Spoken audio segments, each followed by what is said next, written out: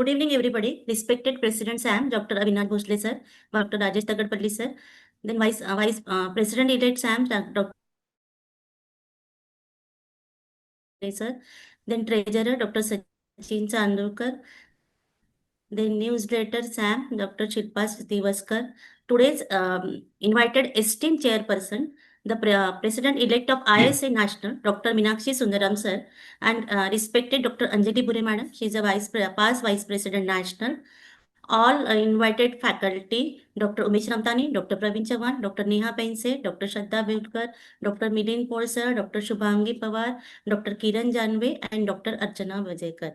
And the advisory members of SAMS, National DCs, Dr. Indraini Hemant Kumar, and all GCs of SAMS, and dear President and Secretary of various branches of SAMS, and dear ISLs.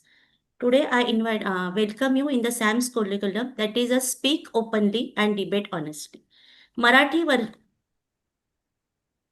Marathi वर्षाच्या या पूर्वसंध्येला या अनोख्या वादविवाद स्पर्धेत मी आपलं सहर्ष स्वागत करते. वसंताची पहाट घेऊन आली नवचंदनाची गोडवा, उद्या समृद्धीची गुढी उभारू आला चैत्र पाडवा. या संध्येची सुरुवात आपण प्रार्थनेने करू.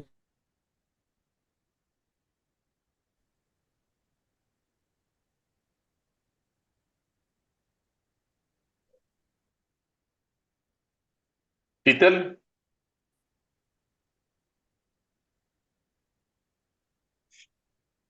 शीतल आवाज येत नाहीये. इंटरनेट अनस्टेबल आहे थोडं. हा, शीतल,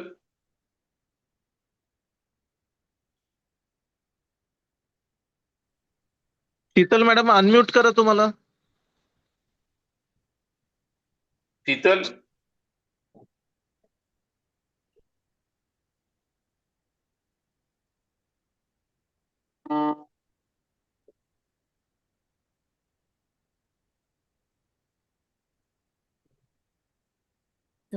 Taking blessings of God Saraswati and the divine light, we will start this evening. Now I request our President, Dr. Avinash Bhosle, sir, to deliver his welcome address. thank you, Sheetal. Good evening, everyone. I welcome you all on this SAMS platform for today's webinar. First, I wish you a happy Gudi Padwa in advance. Today, we bring you a different non-academic webinar that promises to be both passionate and thought-provoking. We have a collection of brilliant minds from our society only, ready to battle it over our various interesting topics. I am thrilled to see such passionate debaters gathered here. Before we dive in, let me remind you of the rules. Each speaker has 7 minutes in the first slot and then 1 minute to counter again. Then 2 minutes will be given to both the chairperson to comment. A bell will ring after every slot, so everyone please stick to the time limit. Without further ado, let the battle of words commence. I request Dr. Vikas first introduce our chairperson in short. Dr. Vikas, over to you.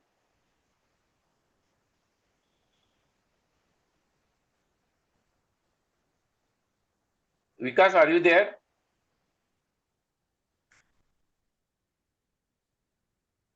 Okay, Sheetal. Okay.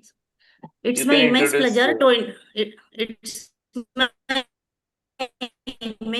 pleasure to introduce today's esteemed invited chairperson, Dr. Meenakshi Sundaram, sir. And he needs no introduction. At present, he's a president-elect of ISA National, and he was vice president of ISA National, DC member. He was president of ISA Tamil Nadu, state secretaries ISA, then president of the NGO City branch. And he has organized the state 750 lectures at different international, national, and state conferences. So welcome, sir. Thank you. Welcome you, sir. Thank you. Yes.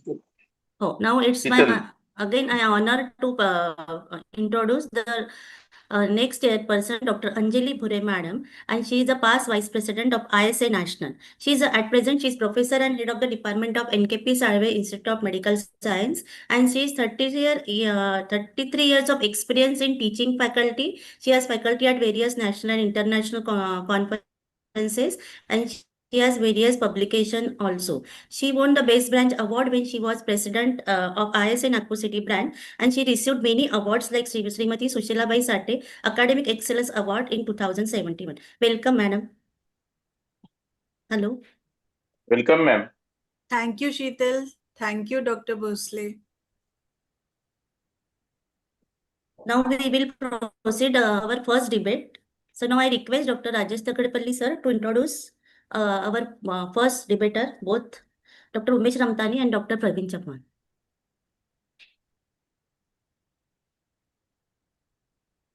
First speaker in this debate is Dr. Umesh Ramtani. He is the associate professor in GMC Nagpur and presently working in Nagpur city. He is immediate past president of Nagpur city branch. Welcome, Dr. Umesh Ramtani, sir. The second person in a debate is Dr. Praveen Chauhan, sir. He is from Kolhapur. He was secretary of SAC last year, and he is working as a consultant anesthesiologist and intensivist and pain physician in Kolhapur.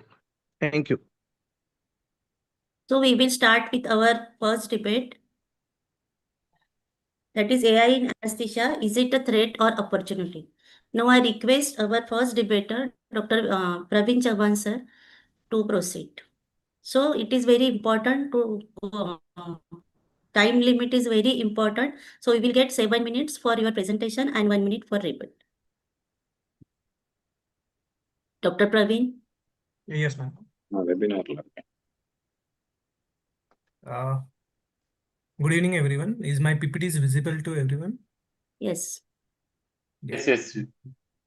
Good evening, everyone, and respected teachers. And thank you, Sam's family and office bearers, to giving me this opportunity.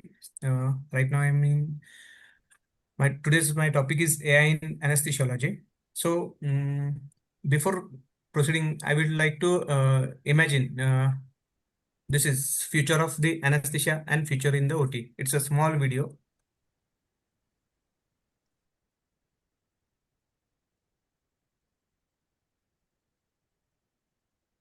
Okay. So imagine when you wake up in the morning and suddenly you realize today is like this case, this is difficult case, and a AI chatbot like Alexa or Siri will guide you the today's difficult case and scenario regarding that case, and will guide you about that. Okay. Next, you enter in the operation theater. So there is a AI monitors, AI ventilators, which will communicate you and which will make your decision support you to initiate the anesthesia in the procedure from the bunch of knowledge and everything from the his patient past history that will immediately that chatbot will tell you the past complications or any emerging complications about the patient. Then, so the AI in anesthesia will see the research trends pre and intra-op use of AI, post-op AI and recovery, the smart OR and challenges in the future. So first is AI in the anesthesia. What is AI? AI is artificial intelligence, which techniques enabling computers to mimic human intelligence. Second is machine learning algorithms, which will collect the data. And third is deep learning. AI will learn whatever you provide the data, and that will simulate and guide you in the future to minimize the complication and increasing the patient safety. It will work like a artificial neural network.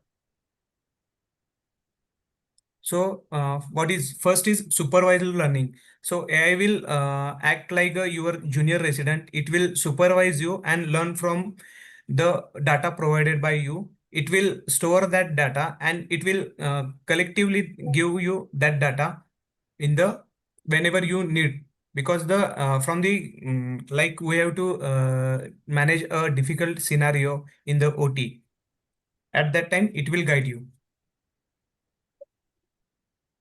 First of all, I would like to clear that none of these tools are designed to take over the anesthesiologist. These are designed to support your decision. They are boost your own simulation awareness when things are moving fast.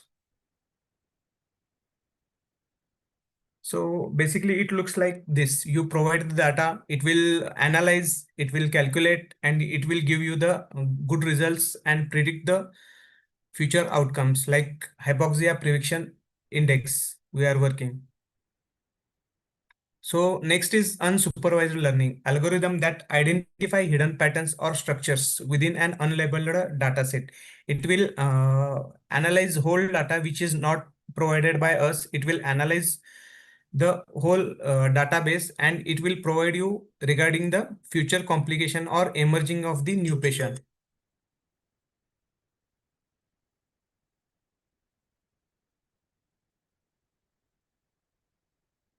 And the third step is reinforcement learning, algorithm that attempts takes task and learn from the subsequent success and maximize the reward, like predicting the difficult intubation and predicting the surgical duration, which is right now increased from 10% to 40% using multiple parameters.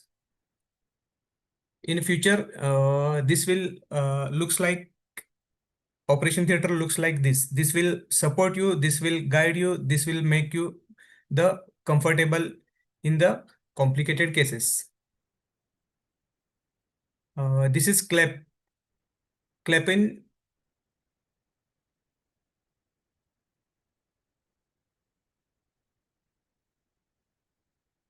Okay, now we're moving to pre and intra-op artificial use of artificial intelligence.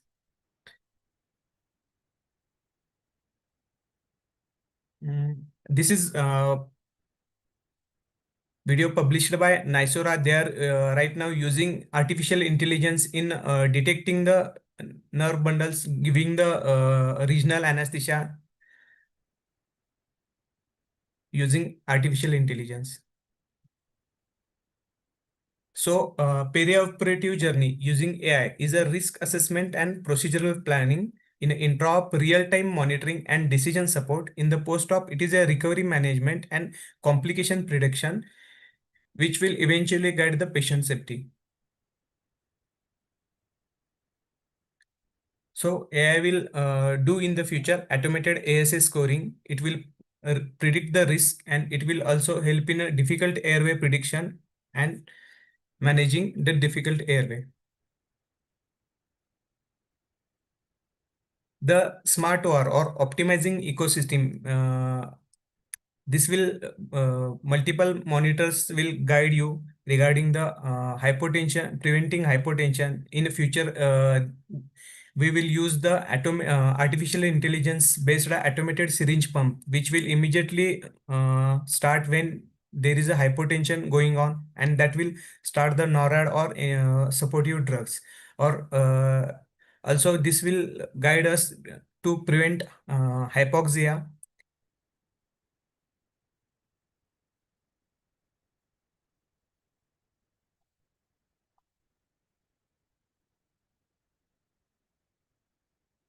So AI will minimize our rush when we get the emergency call that patient is getting serious or patient there is a sudden hypotension and there is a sudden hypoxia. AI will warn us before before happening such circumstances. So AI will regulate the IV fluid. AI will regulate the hypoxia, same thing, and this will guide us the locating nerve, and this will also guide us to get at the core of our regional anesthesia. Sir time up झाला का? हो, your time's up. Yeah, that's it. Goal is not about replacing physician, but creating human the loop system as decision support. Thank you. Thank you, Dr. Praveen Chavan. Now I request Dr. Antani sir for his presentation. Dr. Umesh. Hello, Dr. Umesh.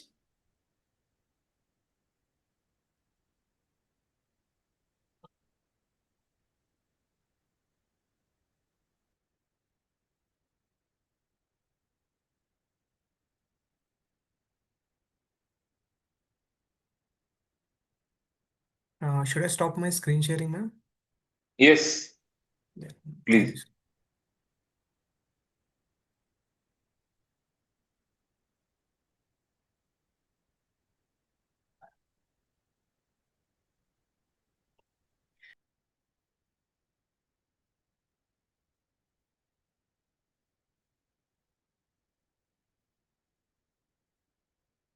Thank you. Dr. Umesh, you are muted. Umesh, you are not audible. You are muted.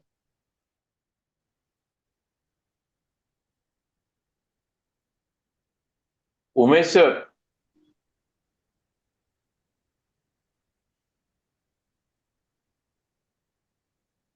Sheetal, is it our screen or it is Ramtani sir's screen? Umesh sir. Umesh Am I sir. audible? Umesh तुझा आवाज Yes, नाही yes, आता now येतोय बोल हा Hello. हा हा येतोय Umesh sir, your time start now.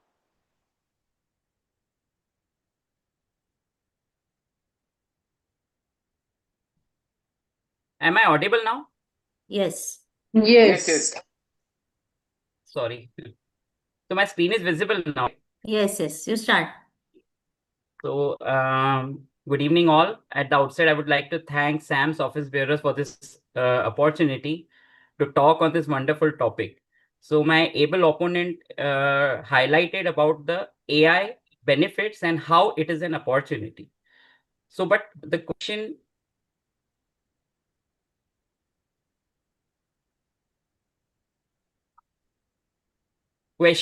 which is given to me is that whether AI in anesthesia is a big threat. So in next 7 minutes or so, I will try to explain that whether it is the answer to this question is yes or no.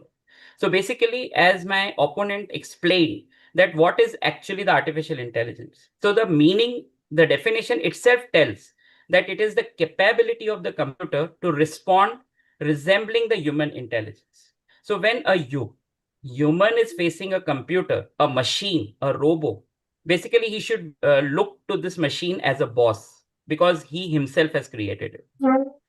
So when I was searching a literature, when I was finding out when this topic was given to me, I found this paper, which is a completely unbiased review of literature, which has explained the strengths as well as limitations of AI in much details. I'm surprised that my previous speaker didn't talk about any kind of disadvantages of AI. It's a technology, so definitely it is associated with certain limitations.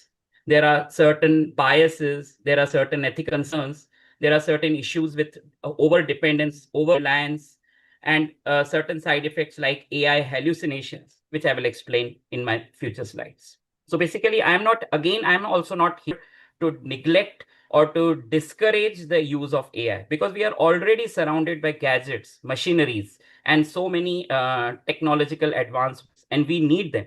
We are using them for patient benefits. But definitely, we should be aware of the threats. So ethical concerns are the major concerns. When a machine would do an error, who will be accountable? We cannot send the machine to the court. Whether the data is reliable, it is not 100% reliable because there are technical constraints. Certain issues cannot be explained as far as AI is concerned because AI only analyzes the diverse databases. The limited databases are analyzed by it. This is the limitation of AI, and it is given in the literature. Security threats are already there. The cyber threats hazards of scams and schemings we are experiencing amongst ourselves. Privacy breach is a big issue because we are putting up all the data and information of the patients, of our hospital, of everything to the machine, and we are breaching the privacy of the patient. If certain medical legal issues come, so we will be in a big concern. And this data, there is a known case of black box phenomenon. This data gives algorithmic analysis, which is an opaque analysis. So it's a non-transparent. Before completely relying on AI, we should ask certain questions to us. Whether it will actually reduce the errors in anesthesia. I can quote an example that when AI was asked that this patient is allergic to anything, so AI responded, yes, he's allergic to his wife's excessive talkativeness. So these things are very funny, and certain minor errors can arise, which humans can very well would never make. So who to blame? Accountability is a big issue. We cannot, I repeat, we can send a machine to the court. Certain other questions are there. I want to ask my able opponent whether we are ready to accept AI to replace us. He already said that he doesn't want to replace AI for future anesthesia. But if we will over rely, we will go into the well and we will be replaced soon. Our jobs will be decreased, our skills will be decreased, and this will happen in our near future due to our over reliance on a machine. Certain scenarios, certain anesthesia situations are very critical. For example, palliative care. I am a palliative care physician. I know what compassion is required when we are dealing with terminally ill patients. A machine cannot provide that. Roles in ICU. There is a lack of adaptability in AI because when AI is there, it is not assessing the complete database. It is producing certain false positive rates. So here, and it is not behaving as expected like humans in novel situations, in troubleshootings, in high dynamics, which are common in ICUs. So my answer to this $1 million question is, will AI replace to anesthesiologist is big no, no, no. But as far as replacement issue is different, but we are always right now debating and we are dangling between the situation of thin balance between artificial intelligence and natural stupidity. So basically, my advice would be we should not be naturally stupid to just incorporate the artificial intelligence, the new kid in the block. So basically, my advice is all that glitters is not gold. We should look after the black part behind this all shine and glitter. We should be aware of the threats. When I was assessing the review of literature more, I tried to find out certain psychological impacts of medicos. I found these horrible papers. This paper studied 1,100 medicos and their perspectives, anesthesiologists, about AI, and showed that all anesthesiologists are fearful. They are affected by anxiety because of overuse of AI. Another paper, which is very important, it analyzed the techno stress amongst the anesthesiologists. And this paper concluded that the AI lacks a sense of field of medicine. It lacks emotion, it lacks compassion, it lacks humanitarian approach, it lacks abstract thought process, which is a sense of our medicine as a doctor. What it gives over dependence, it de-skills ourselves, degrades ourselves. There are dangers of cyber threats, and there are debates. Slowly, AI is getting smarter, and it will scheme us. It will threaten our creators. It will lie to us. And certain examples, fiascos can occur that left-sided incision was taken by a robot for right-sided appendix.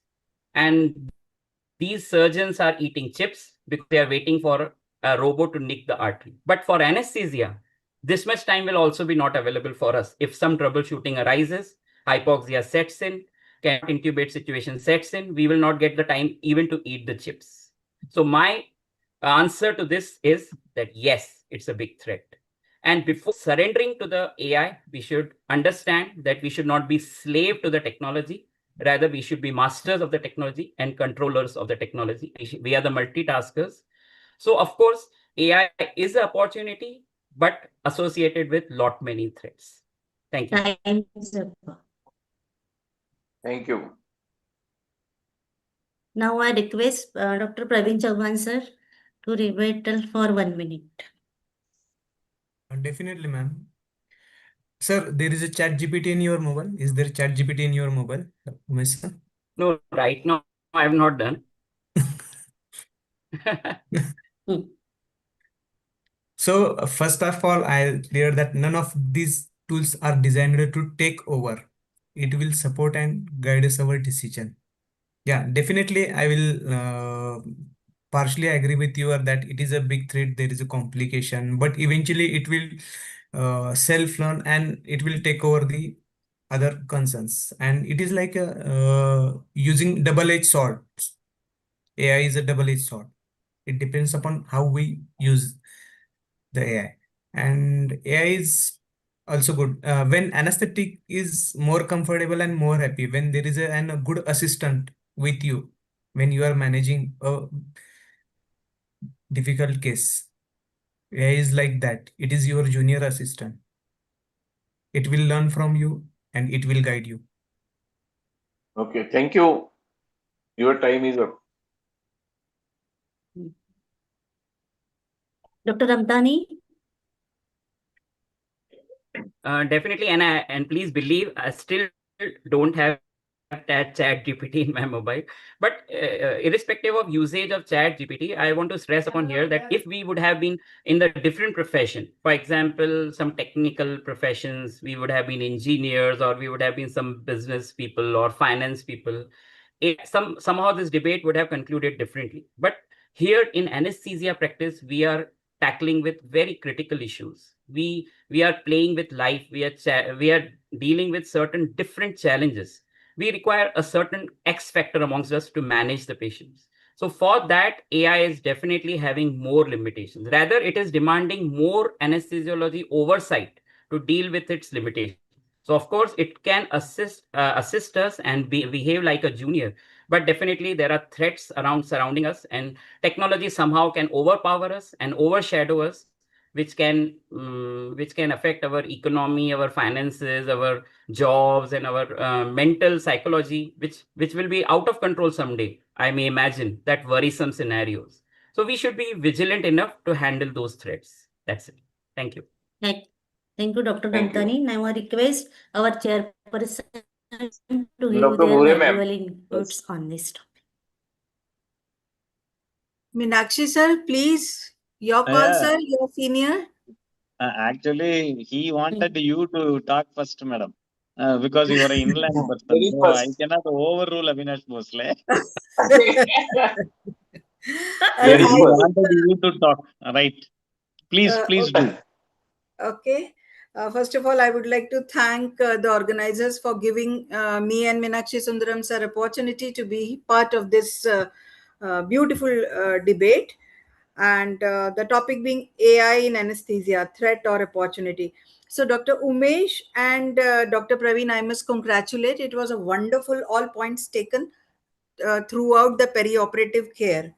But in my view, as at the end of most of the debates, the last line which is said by the pro and the con person is, though I am fighting for this particular point, but ultimately they try to have dono taraf se dagga. So it is like that only. I would like to say here that we should be, I think, augmented anesthesiologist in my view. Because ultimately patients are going to trust humans and not algos. But when you actually think, as we conclude this engaging debate, I think it is evident that AI is neither purely a threat nor solely an opportunity. So its impact actually depends on how wisely we integrate it into our clinical practice. We are already doing it. Most of the machines, we are all the time playing with it. So we are most of the times used to that AI concept. So technology may enhance precision, but human judgment, empathy, and the accountability still remains irreplaceable. Something goes wrong, we are using AI, who's going to be accountable? Me or the institution or someone else? So that still remains a debacle point. And the future of anesthesia is likely to be shaped by collaboration between intelligent machines and our thoughtful clinicians that we are. We have proven that already. So I think we need to move forward to be prepared to guide AI rather than be guided by it. So this is my view as far as AI is concerned. Thank you so much. Sir, over to Thank you, ma'am. Yeah, I switched on the timer first because it is only a 2 minutes. So I have switched on the Yes. stop clock. So now I want to say any new invention, people will be always afraid at the time of entry. Even for mobile phone, we were talking so much. And I am worried really. The Dr. Umesh has not loaded Chat GPT in his mobile. Please do that. Not only for anesthesia, everything it will be there. See, instead of asking anybody over phone, you just type it, it will give. And you are giving a clear verdict. It is not having a human approach. That is the reason why we say it is a machine. How it can have a human approach? It will not have any empathy. It is a human, even it can be humanoid, it can never be human. And you say the machine sometimes err, and it says the wife, he is allergic to his wife. That is correct. How you can say that it is wrong? It is right. So it is giving the correct verdict only. And see, any drug, even any drug will have side effect. So if we inject something, it can create a negative effect. Same thing happens to AI also, machine also.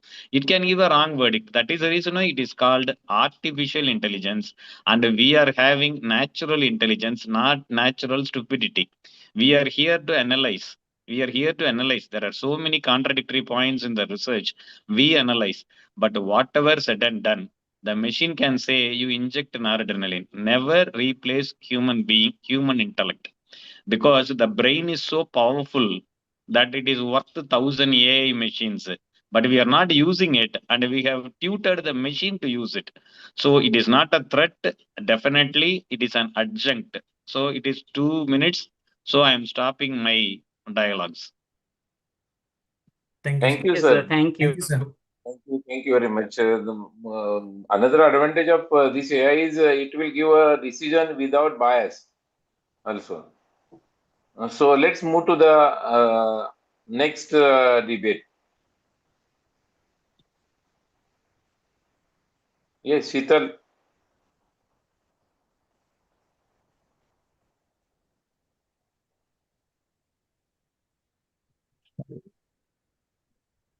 Hello.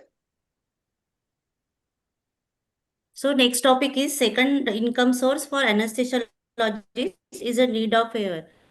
For this, we have two faculties, Dr. Neha Panse and Dr. Shraddha Behulkar. So I request Dr. Sachin Chandorkar, sir, to please introduce them. Okay. Thank you, ma'am. First speaker is Dr. Neha Panse, ma'am. She is a professor and Department of Anesthesia at D.Y. Patil School of Medicine from Pune, and she is a secretary ISA Pune branch for 2024-26.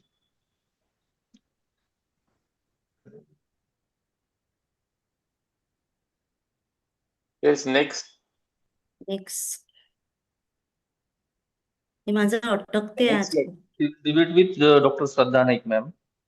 She is a professor and HOD of Karad King's Hospital, and she is a GC member of SAMS. Ma'am, Okay, Neha, thank you. Neha, ma'am, please. Thank you, sir.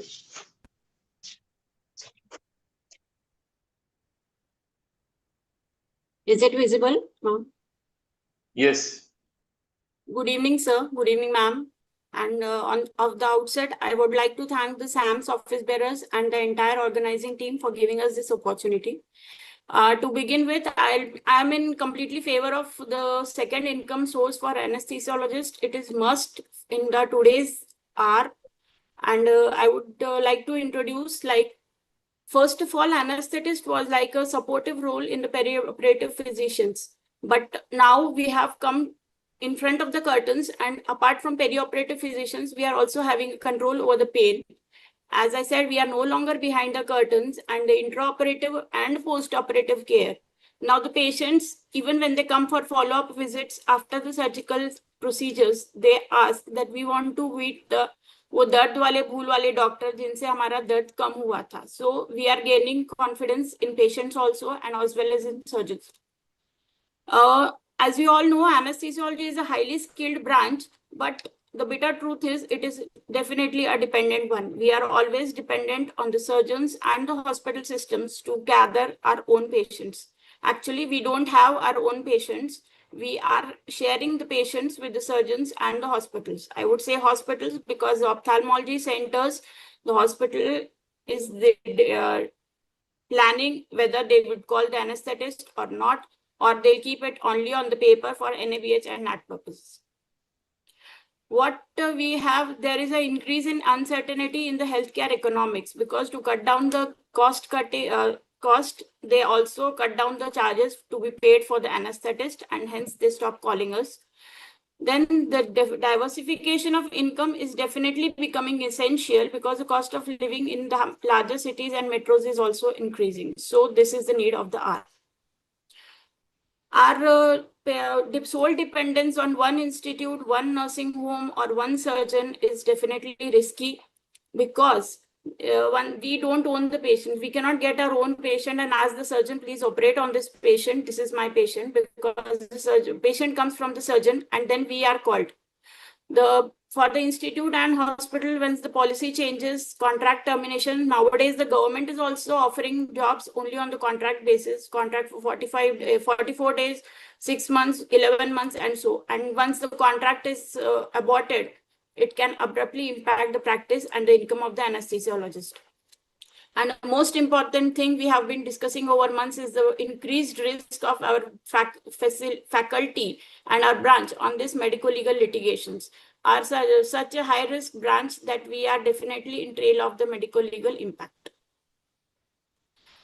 Financial instability comes into picture when the fluctuations of the workload, there are seasons for the surgical patients. In this festive seasons, the workload is less, then the income is also less for the anesthesiologist. We don't have an OPD. We are only dependent on the surgeons. If they operate, then we get a job. If they don't, we don't get. Depending on the hospitals is very risky. As we all know, there are a few hospitals in Maharashtra, they don't pay the salaries and payments on time. And there are cases wherein the patient is in a scheme, or that is a scheme, patient is insurance patient, then the income has not come to the hospital from the companies, and say don't pay the charges to the anesthesiologist also. And this is important, because once you don't get a monthly income in your account, the financial planning becomes difficult. So increasing professional expenses and the cost of living, as I said, in metro cities and larger cities, especially very difficult to manage with such irregular incomes. Now, what happens when we have an additional income? There is a security and income stability, that even from the one source, if you are not getting an income, you have another source wherein the bank balance is regularly refilled. Even if you try to spend, or if you plan to spend something, bank balance is refilled, which is the most important thing in the present scenario. During surgical stress, the stress during the lack of income from one source is also reduced. Now, you might have also heard about this is not about anesthesiology, but medicos are committing suicide because lack of pay in various places. And once you have a second income source, you have a professional flexibility and independence. What happens is we all know that once we say a no, the surgeon or the hospital doesn't call you again. But if you have a second source, you can definitely say a no. Today, I have some family function, or I am not well, or I have some other important personal thing. So I cannot be available for your case. So this can be done if you have a second income source. What are the sources? They are non-clinical and non-clinical opportunities. Many of us are available and many of us know about it. We are going through the pain courses. Many short-term and long-term pain courses are available. We can do that and start our own pain clinic, which is like a kind of OPD, where we can have our own patients. We don't have to rely on others. Critical care consultation, most of us are doing IDCCM and are attached with ICUs and setups where we get a fixed income source. Sedation services, like in many of the MRI centers or diagnostic centers. Also, we can tie up with psychiatrists for ECT anesthesia practices. We can start our own PAC clinics, which can be attached to hospitals or so small nursing homes, where we can do fitness assessment for the patients undergoing for the surgery. Need not be we must be doing the case. We can do it just for the purpose of the fitness. Then nowadays, simulation is coming into picture with great soar. Most of us can do simulation training workshops, which are of 6 months to 1 year. We can do, they are in various multiple settings. We can for 2 days, 4 days, and then we can do it for hands-on also, and we can become a trainer for the workshops, which also earns a good income. The non-clinical opportunities are the medical teaching and medical writing. Nowadays, earlier we used to be only for the MBBS purpose. Nowadays, it is for the NEET also. So we can serve as an exam coach also. Writing and research consulting. Some of us are very good in research writing practices. We can utilize this opportunity and be like that. It also has a good income source. We can also have healthcare entrepreneurship, like we can be a diet and health consultant, yoga consultant. If we are fitness freak, we can utilize that opportunity like we like it, and we utilize it for the income source also. And the last one is investment and financial planning. The male counterparts are very good in this financial planning. They can utilize it as a side business and also invest in mutual funds. The most important considerations and precautions. Yes, sir. Time's up. We can, you should maintain a balance in the primary workplace and ensure medical ethic practice. Should not take stressed out, and maintain a normal work-life balance, which is important. Give adequate time to family and children. Should comply to the institutional policies. And the most important thing is do what you like, and always have a plan B ready, as we do for every case. Thank you. Thank you. Now I request Dr. Shraddha Behulkar madam to proceed for it. Shraddha, hello.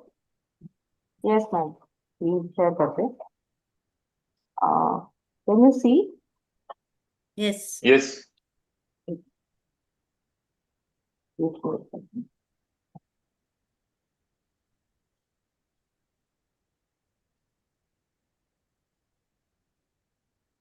Is that? Oh, this. Yes. Okay. So, good evening, everyone. And that was a very well put points, Dr. Neha. And I'm Dr. Shraddha, and let's understand whether having a second income source is really the solution to whatever problems we are facing right now.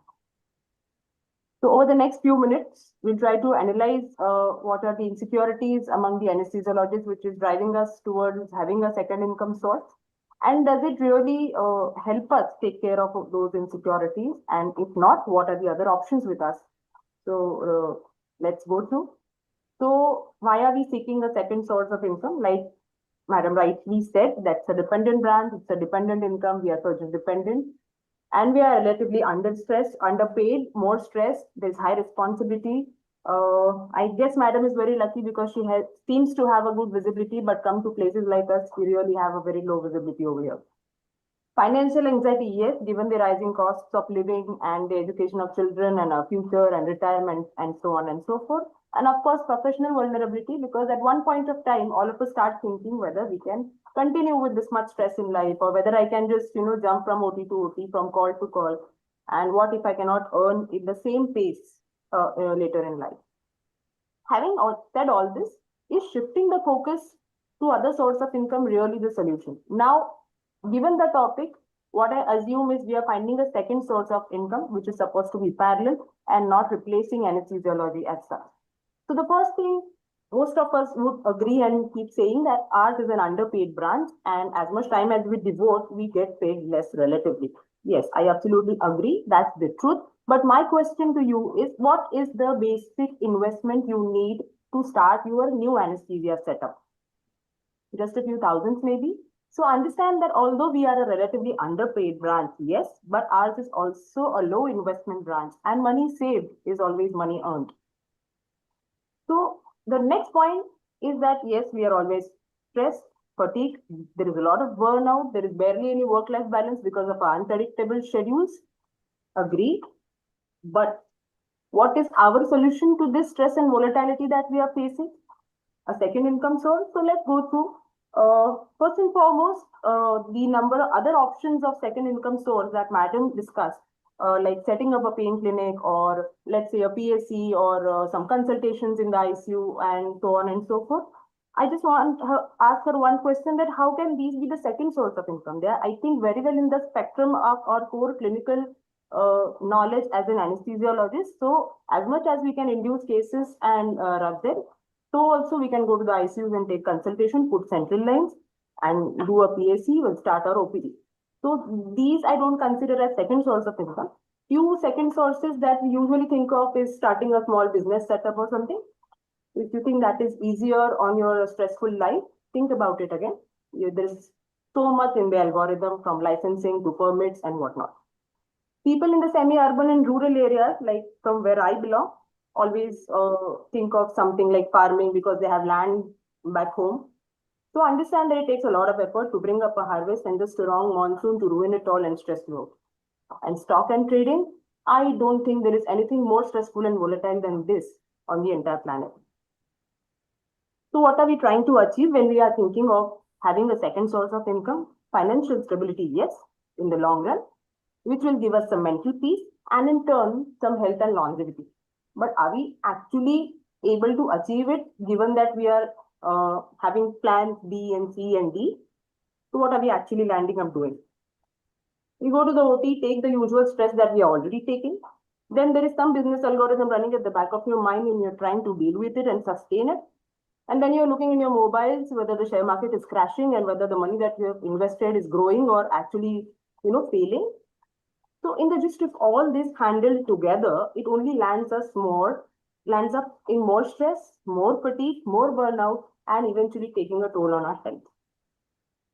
So what can we actually do is, why not upgrade your skill, focus on your profession, try to find a balance, like, also doing some research work or doing some OPD setup and stuff like that. Generate a steady and sustainable income by concentrating solely on your own profession, because I still think that that is what we can do best.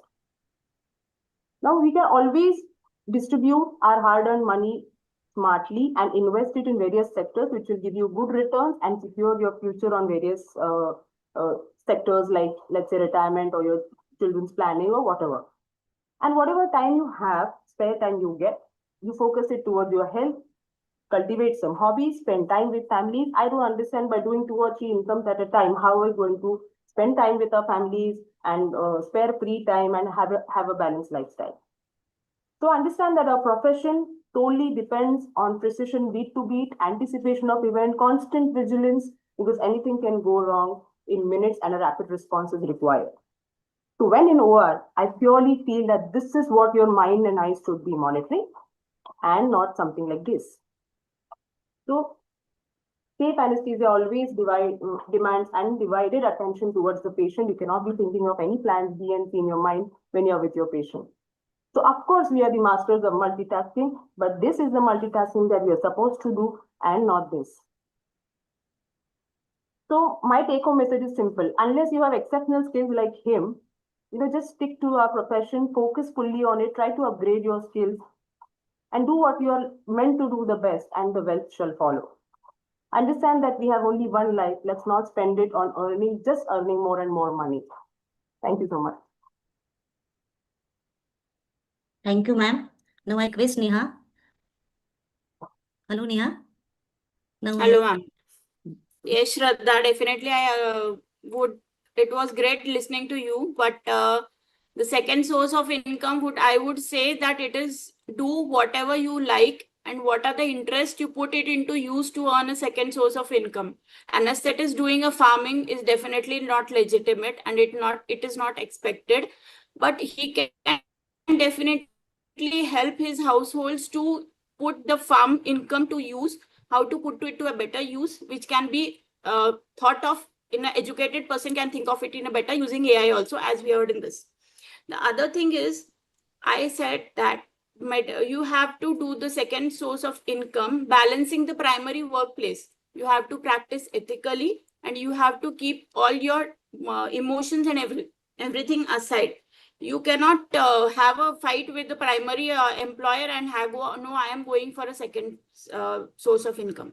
And the other thing is, the second source of income does not mean that you leave anesthesia and practice. It is not definitely changing your branch, jump from one branch to another.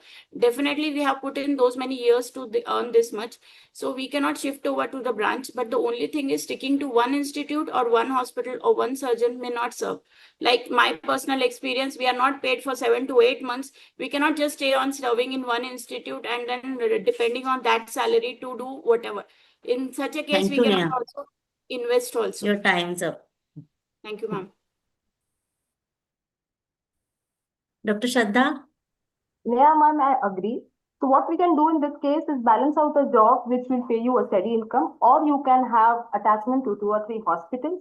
In fact, I would rather suggest that if you're really thinking that anesthesia is not paying you well and you're simply in a wrong branch which is unpredictable and whatnot, then what I feel in fact is rather than going for a parallel second income, just leave it and do whatever is giving you more money, isn't it? मग आपण anesthesia पण करतोय आणि आपण दुसरीकडे पण लक्ष देतोय and you still feel that we'll be able to concentrate in the OT. We are not robots. There's something going wrong in some other source that is going to repercolate in your practice, or like you said, you will definitely spend some time focusing on your profession. Your focus will be now somewhere else also. You will not have an undivided attention, which will again, somehow come back to your professional thing, and your professional career will suffer if you do too many things at a time. Is what I feel. Shraddha, madam, I will definitely agree to you. I am a retired person from Myanmar Medical College. I thought of this one. Like it is truth. Like institutes may not pay you in the long term. That's what she suffered, Neha. But the truth is that we don't have pension. So if you are retired or if you are being ditched from one institute, you should have some cards in your hand to survive or for your pay for your future. So I don't think so you have to leave your profession. But parallelly, you also study. Like I have a certified data analyst. Of course, it did not cost me much, but nowadays I'm a freelancing data analyst. So it's just like once you have leave something, you should have second plan B. That's what Neha said. So I think that is something must for all anesthetists because it happens. It's a dependent branch, and it's a bitter truth that we are still dependent even at this era. So I think so. We must have parallel income source being an anesthesiologist. Thank you so much. Thank you, ma'am. Dr. Bhure, ma'am. Any other thoughts coming from the attendees, please? Anyone would like to speak before we go on for the expert comment? Dr. Gorak Madam, I want to say something. Madam. No, madam, we will have a discussion in chat box only because we have a time limit. Okay, so okay. It will Thank not you, be sir. possible to complete it. Okay.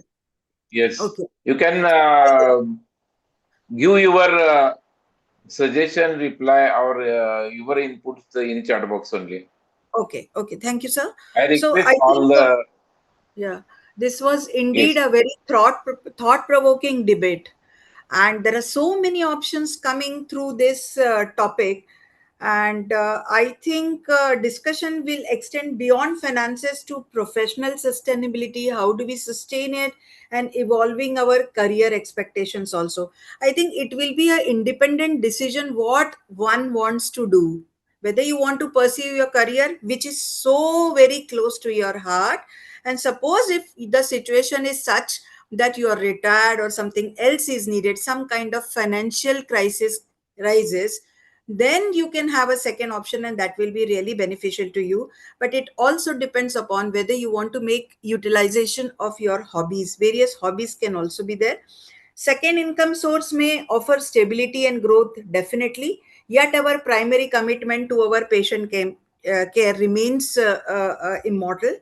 But the real challenge lies in maintaining balance between diversification and clinical excellence. Again, what Shraddha was saying, that so much stress is already there. We are managing so many things at home front level, at professional level.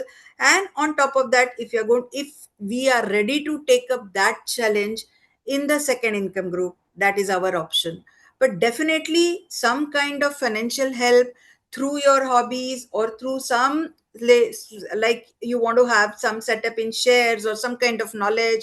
Sometimes even a sari business can help you if it is your choice. So depending on what an individual likes, the second option can always be there as far as hobby is concerned, and the second income criteria is concerned. That's all I want to say. Thank you, ma'am. Meenakshi Sundaram, sir. It's your turn. It is a emotional debate. Actually, it need another 20 minutes for a discussion. Everybody will be interested. But I want to give some salient points because I am comfortable. I have done all these secondary sources. I am very fond of doing this. First of all, I will give some clear guidelines. Dr. Neha said ours is a dependent specialty. Even a retired professor said, even now we are dependent. Sorry, I beg to differ. Even in Aurangabad, I have quoted that line. I have selected the line. Everybody says anesthesiology is a dependent specialty. No, terminology should change. The surgeon needs anesthesiologist. Not anesthesiologist is dependent on surgeon. Surgeon needs anesthesiologist. Even if you feel that you are dependent, I will tell you, we are dependent on a qualified person, surgeon. But the surgeon is dependent on non-medical people, staff nurses, quacks, public for referral. They are also having some dependency so that cases will be referred. So we cannot we cannot give anesthesia. A surgeon can do appendectomy even if it is not indicated, but we cannot err. Ours is purely scientific. So in all business, there is a risk. So always we have to have plan B. Always we have to have plan B, except in family life. In all branches, you have B. Then anesthesiologists are now having OPDs. They are giving a pain clinic. But I was worried why Dr. Neha madam was talking only medical secondary sources. There are so many non-medical sources available for us. Even myself, as I was a government doctor, I am getting a pension. I feel that pension is enough. I can go for any private job now. Anjali madam pointed out correctly. So I want to say the mental peace, ultimate for every goal is a mental peace, and mental peace should come from within. It is not coming from without. So our mind should accept what is needed. And you please think, if one anesthetist is jobless, if you say that I am not having any job, correspondingly, minimum 15 surgeons will be jobless. Because when I was taking up anesthesia, I have checked 45 anesthesiology postgraduate seats were there at that time when I joined, but 450 surgical specialties were there. So it is 1 in 10. If one anesthetist is not having a job, 10 surgeons will not have the job. It is distance is always green. We envy on surgeons, surgeon envy on us. So, and Dr. Shraddha, highly articulative madam. She will spoil everyone's interest in the second source of income, the way in which she delivers. No, please always have a second source, even if it is a little bit. In apartments, they are selling food. In apartments, they are selling food. It is just a pocket money, because money is always there. And if you are not having a second source, if you are not interested in having a second source, please 15% of your earnings now, it should go for savings. So it should be a second. Then don't think that you are stressful if you are going for the second profession. Everybody is stressed. Nobody is stress free. So if you want to be mentally peaceful, it should come from within. Thank you. Thank you, sir. Thank you, sir. Sir, Sir, I want to is say there one any? thing only that, sir, just one thing. Madam was saying that she is not getting payment for last 7-8 months. So our association should help her why the hospital is not giving, because this is not a good thing.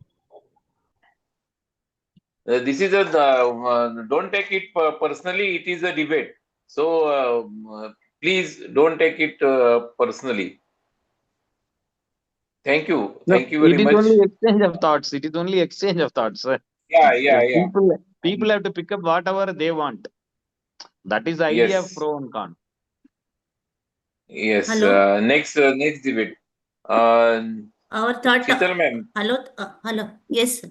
Our third topic is gender equality in ISA leadership.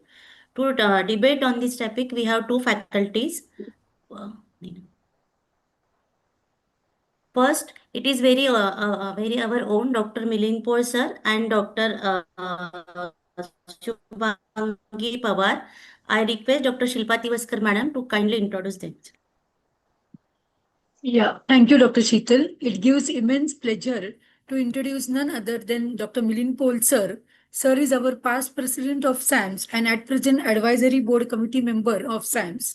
Sir is associate professor of anesthesiology at PDVVPF, Ahilyanagar. We welcome you, sir. And we have Dr. Shubhangi Pawar madam. Dr. Shubhangi Pawar madam is consultant anesthesiologist at Athyu Hospital, Kolhapur, and Director of Phoenix Group of Anesthesiologists, Kolhapur. We welcome you, madam. Thank you, Dr. Shilpa. Now I request Dr. Milind Paul sir to proceed for his presentation.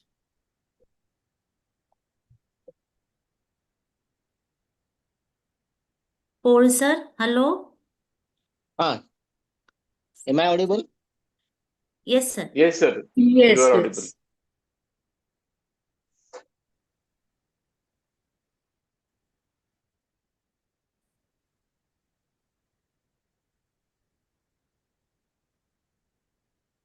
Yeah, can you see the screen? Hello, नाही झालं sir अजून. अजून नाही झालं का? माझ्या इथं दिसतंय ऍक्च्युली.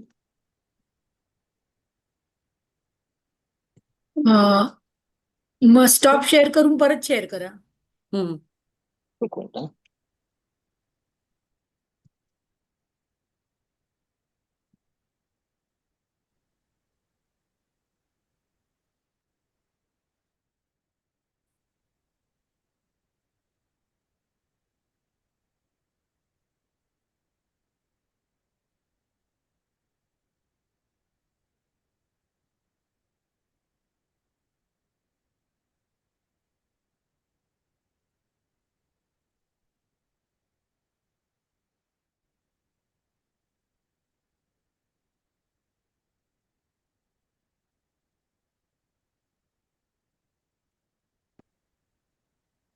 होत नाहीये बहुतेक.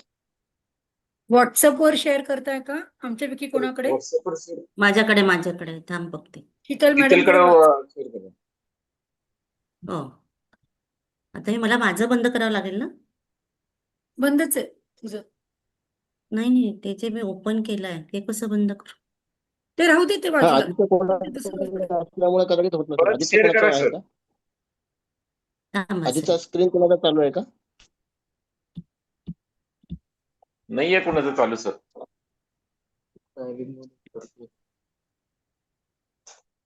शेअरिंग होत नाहीये.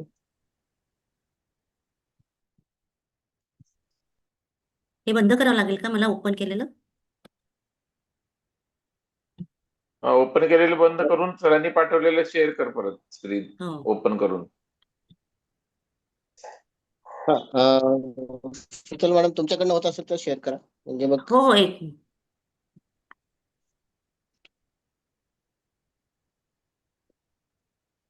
Till we start, I asked Dr. Meenakshi Sundaram sir, is there any limit or any amount that will give you financial stability?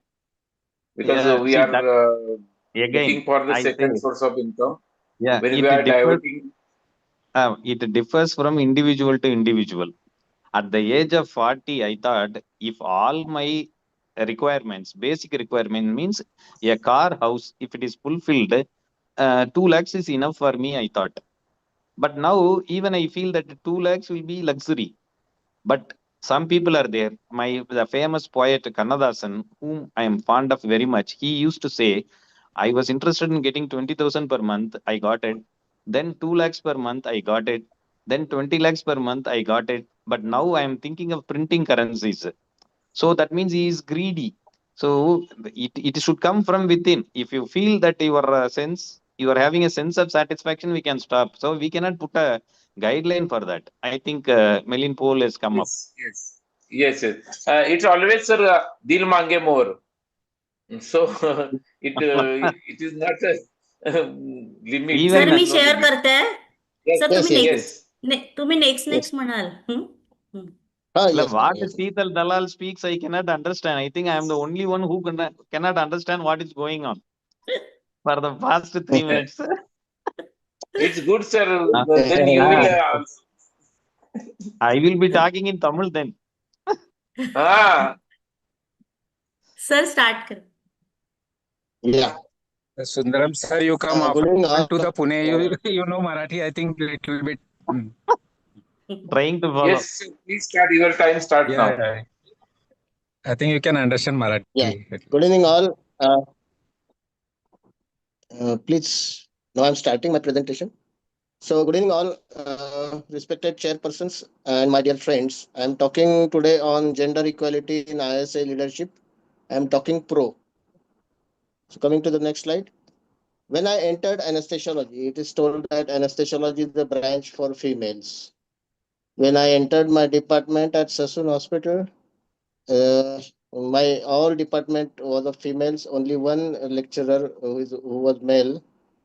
I shifted to Sion for my DNB post. There also we have all department from females and only one associate professor, male anesthesiologist.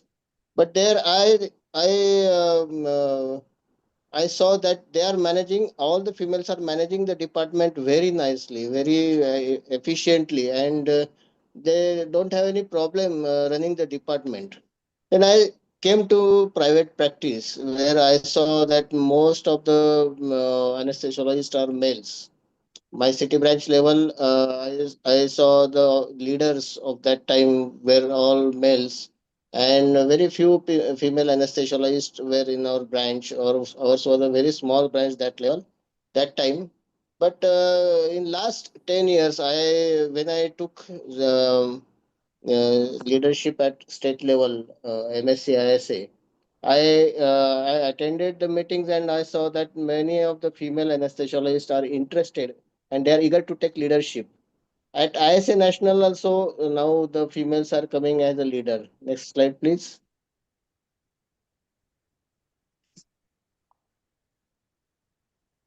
So, the top, why so at state the city branch level and all we cannot see female anesthesiologists as the leaders?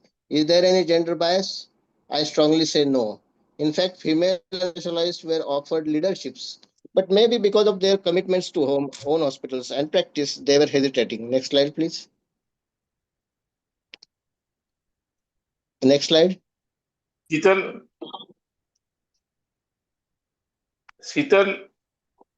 Dr. Next slide, Sheetal. please.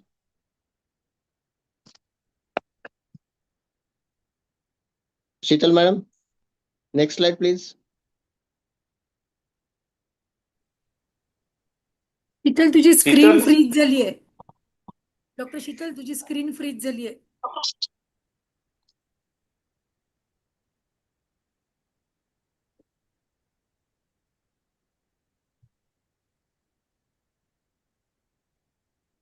बहुतेक रेंजचा issue आहे का त्यांच्याकडे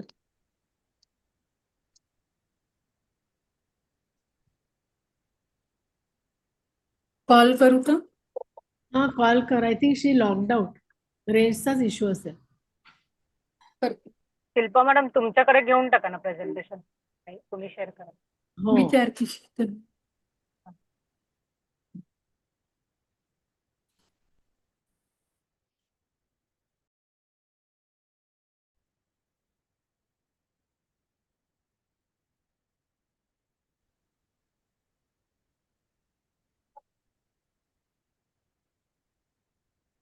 She is trying to log in. She'll share with me.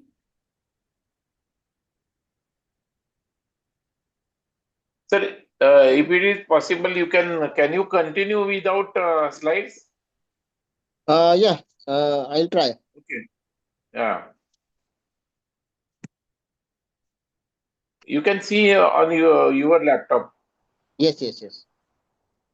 So, so now the question is, why, so is there any gender bias? I'll strongly say no. In fact, female anesthesiologists were offered leadership, but maybe because of their commitments to home, own hospitals, and practice, they were hesitating. Now, I'll just go through the qualities of leadership. Great leader should be positive. Then he should deliver to all his members. Then he has intuition toward newer Avinash sir ideas. करू का He share should inspire others. Yes, yes. Sir, you continue, but she will share. And your voice is not clear. You can off your video, so voice Yeah, will be. We will have better. Yeah. So next slide, please. Now coming to the qualities. Qualities of a great leader, he should be positive. He or she should be positive. He should delegate the works. Then he should have intuition about the newer ideas. He should inspire others. Then he or she should have an approach towards the problems and the ideas to solve them. Next slide, please. Then the leader should have honesty, efficient communication, knowledge, consistency, visionary outlook, selflessness, courage, and willpower. These all things they constitute towards a great leadership. Next slide, please. Then these are some other qualities. Next slide, please. Now coming to female anesthesiologists, they are multitasking. As in the second lecture we saw that second debate we saw that they are multitasking. They are looking at their home as well as they have professional skills. They are management gurus. I'll certainly say that the one female which manages maid at home and manages the surgeons at hospital, they are management gurus. They are masters in administration. Many of female anesthesiologists, they look after their hospitals and them they hospital administration, and they are good administrators. They believing in bonding, taking together. They have to साम दाम दंड भेद ह्या सगळ्या गोष्टी त्या आरामात वापरून they are they take together all the staff with them, and they can become a good leader. Next slide, please. Next slide, please. शीतल, मी करते होत नाहीये पुढे 1 मिनिट क्लोज करून परत कर. क्लोज करू परत करू बर आय एम क्लोज म्हणजे एक्स्ट्रीमली पूर्ण नाही सॉरी. तर try करू. काहीतरी प्रॉब्लेम झाला सर, सॉरी. नाही think, परत share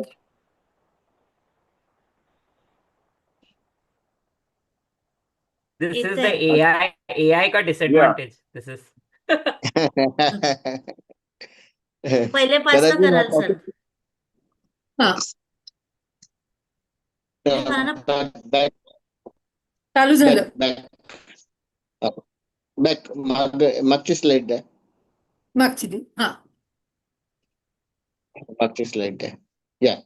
So they believe in bonding and taking together. Next slide, please.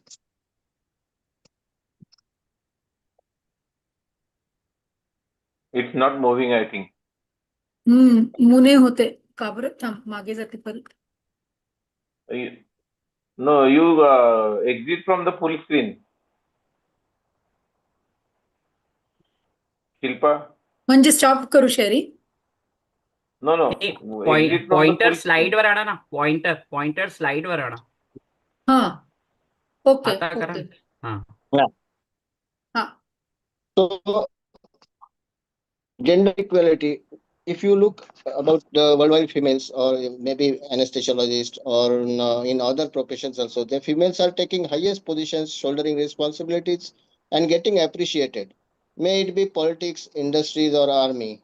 A recent example is European Union leader, European Union under the presidency of Ursula von der Leyen visited India for the historic trade deal. So she was leading the European Union, whole of the European Union. Next slide, please. Yeah, these are some females who are leading in India. You know many of them, Nirmala Sitharaman, then Ambani, and these two ladies in the lower case, they are the heroes of Operation Sindoor. Next slide, please. Now, gender equality in ISA. This is the topic today. Few years back, ISA had male dominance for years. We all agree that there was male dominance, but that may be because of a lack of leadership drive from the females. Now the females have started to show their leadership talent, and they are coming in the main administrative posts and they are leading from the front. Next slide, please. They are respected and duly supported by male leaders. You see that all these female leaders in Maharashtra as well as in ISA at ISA National, they are respected and supported by male leaders. In fact, they are encouraged to take leadership positions at all levels of ISA. Many city branches, state branches have female office bearers who lead from the front and take their respective branches to a higher level. In Ahilyanagar itself, we have female secretary and president during the COVID times, and they have led our branch so nicely throughout the COVID situation. In SAMS till now, except one, all the Miss Unused editors are females, and they have proved themselves. And later on, many of them have taken higher positions also. We have two female presidents at SAMS. Katikar madam and Nehta madam, they have reached the president post also. Next slide, please. At ISA National, we have one female president, Devekar madam, one female vice president, our chairperson, Anjali Bhure madam, and many female national GCs. Apart from SAMS, many other states have female leaders at ISA National. So it is not that they are denied or there is a bias in at ISA about females. In near future, we may see all female team at ISA National. I'm very happy to say that my classmate is the IJ chief editor. Madhuri, she is my classmate. She is leading from front for the IJA. The 2025 ISA national election is a proof of gender equality in ISA. Dr. Parul Jindal and Dr. Manjusha Shah won the GC post, defeating 6 male candidates. So that was the historic historic election. I can say that these two ladies, they fought with other male counterparts and won the elections. Next slide, please. So in my view, there is gender equality in ISA leadership. Next slide, please.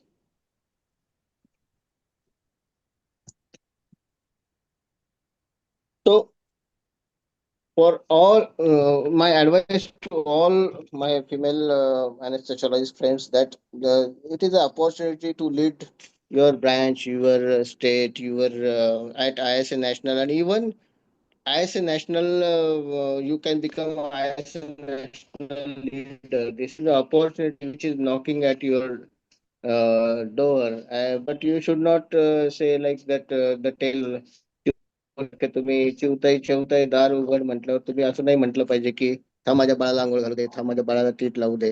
असे तुमच्या तुमच्या कोशात तुम्ही वेगळं न होता या opportunity घ्या. You should wholeheartedly take the opportunity and lead the ISA from the front, and you will also have a grand success. Thank you, Mati. Thank you. Thank you, sir. Now I request Dr. Shubhangi Pawar to present. Shubhangi madam. Yeah. Shilpa, मी तुला पाठवलंय त्यांचं. Okay. Respected chairpersons, esteemed colleagues, and my dear delegates, good evening, everyone. And it's truly an honor to be a platform to be a part of this platform which encourages open and honest dialogue. Today, we are not merely debating, we are engaging in a thoughtful reflection on leadership, merit, and fairness. Let us all question, reflect, and grow together. So, just to have a brief insight on where do women stand in ISA in the leadership role. So, if you see since the inception of ISA in 1947 till the past decade, about 45% academic contributors are females and around 16% leadership roles are held by female. So we should always keep in mind that leadership is rising with participation. So let merit shape the leadership and not mandates. Today, my stand would be I fully support women in leadership and I strongly believe that capable and deserving women should rise to the top. However, I do not support the idea that leadership positions should be allocated on the basis of gender balance, because leadership, especially in a field like ours, should be earned through merit, experience, and consistent contribution and not assigned on the basis of gender. So why this is important in anesthesia? Because in anesthesia, leadership is not merely administrative. It directly impacts the patient's safety, clinical decisions, and the training standards. Leaders are responsible for guiding protocols, mentoring juniors, and making critical decisions, which will definitely influence the outcomes. So therefore, there is a need for competence. If there is a gender bias in allocation, then we will risk the dilution in the selecting factor, and that will definitely create a bad outcome.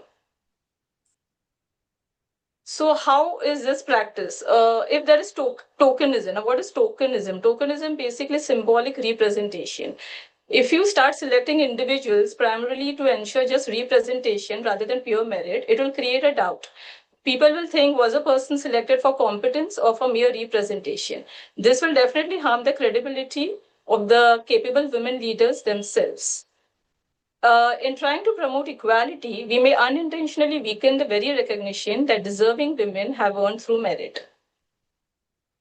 Equality, if you see, it's not just numbers, because leadership is not about counting how many men or women are there. What really matters is that everyone gets a fair chance to participate and grow.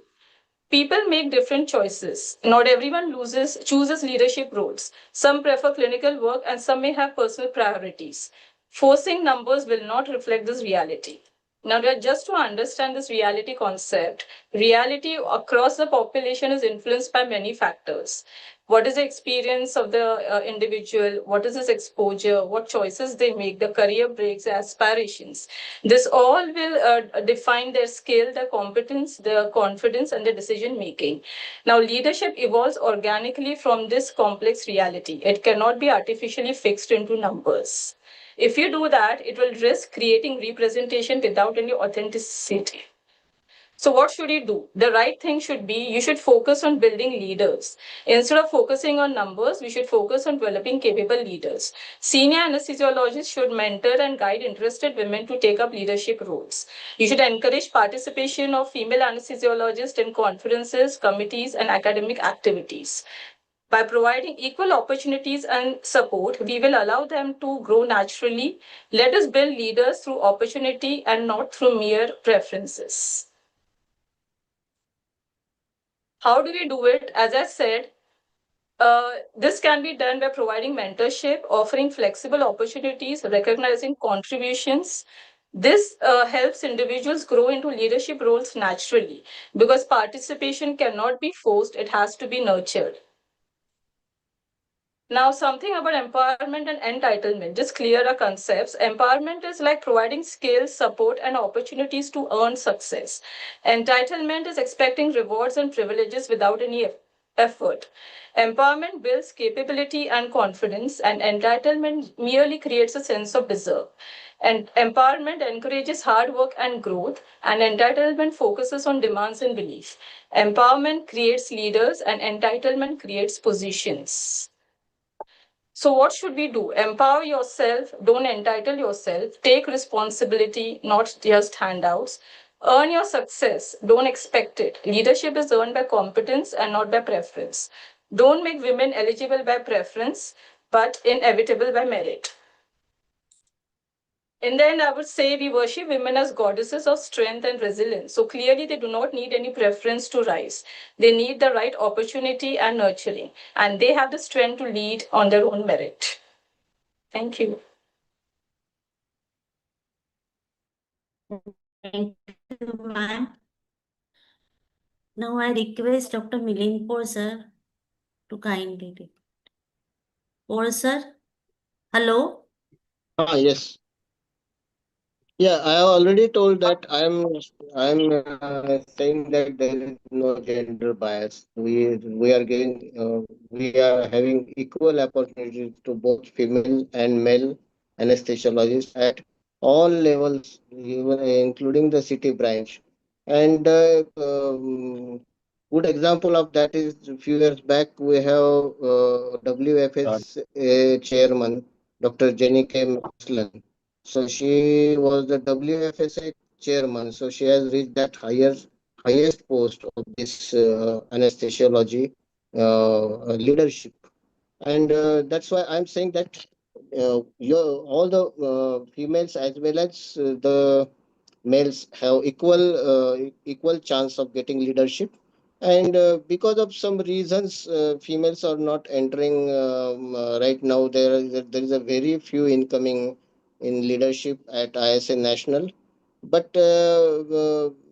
definitely I'm sure that this scenario will change within years, and we can have good leaders, good female leaders. So there is a gender equality. There is no bias at all. Thank you. Thank you, sir. Now I request Shubhangi madam to say some. Sir, I totally understand your perspective. There is definitely gender equality. But what I'm trying to say is that don't recognize females as they need this gender equality. What we need is nurturing through mentorship programs, giving us flexible opportunities so we can rise on our own merit. That's all. Thank you, ma'am. But unless the females come forward and take some roles at maybe in conferences and all that, how we can think that this a particular female anesthesiologist is interested in taking leadership? Because often when we try to change our body, we ask all the females and about taking the post like president, secretary, but many just say that no, not my cup of tea. So this should not be their approach. Actually, when once we take the leadership, even any female anesthesiologist take any leadership, she is supported from all points of view during her tenure, or she is nurtured to grow, she is helped to take decisions, and that all goes as experience to her in future administrative posts or future leadership. Okay, that is very true, sir. But I would like to say the change is happening. It is, if it has to sustain, it is definitely going to be slow. So just you have to keep on mentoring them, give them flexible opportunities, and they will automatically rise. Thank you. Even in this webinar, out of 8, there are 5 females. Yes, Bure ma'am.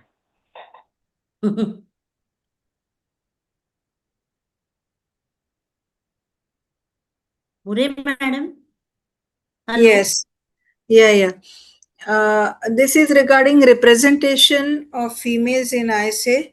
I think this topic doesn't need much of discussion, because now we have proved that there are so many female representations at all levels, at city level, at state level. I think there was a time when I was the only female in the ISA National, and now there are so many females representing at ISA National level. I think related to this is, it is not about gender representation. It is about whenever these females are interested, those who are interested in having their representation at ISA platform at any level, so city level, at state level, or at national, or for that matter now even at international level.